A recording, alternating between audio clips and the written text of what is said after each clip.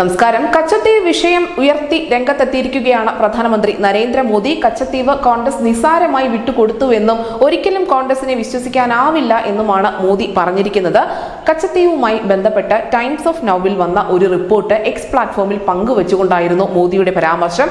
ദില്ലിയിൽ INDA സഖ്യത്തിന്റെ മഹാറാലി നടക്കുന്നതിനിടയിലാണ് മോദി പ്രതിപക്ഷത്തിനെതിരെ കച്ചത്തീവ് ആയുധമാക്കുന്നത്.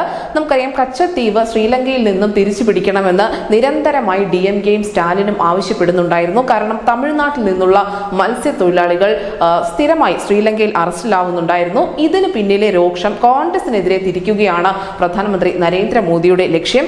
ഇന്ത്യക്കും ശ്രീലങ്കയ്ക്കും ഇടയിലുള്ള പാക് കടലിടുക്കിലെ ഒരു ചെറു ദ്വീപാണ് ഈ കച്ചത്തീവ് ദ്വീപ് എന്ന് പറയുന്നത്. 1974 ഇന്ദിരാഗാന്ധി സർക്കാരാണ് കച്ചത്തീവ് ശ്രീലങ്കയ്ക്ക് വിട്ടുകൊടുക്കുന്നത്. എന്തായാലും മോദി ലക്ഷ്യം വെച്ചത് കോൺഗ്രസിനെയാണ് എങ്കിൽ പോലും ഇതിന്റെ വലിയ പ്രതിഫലനം ഉണ്ടാകാൻ പോകുന്നത് തമിഴകത്ത് തന്നെയായിരിക്കും.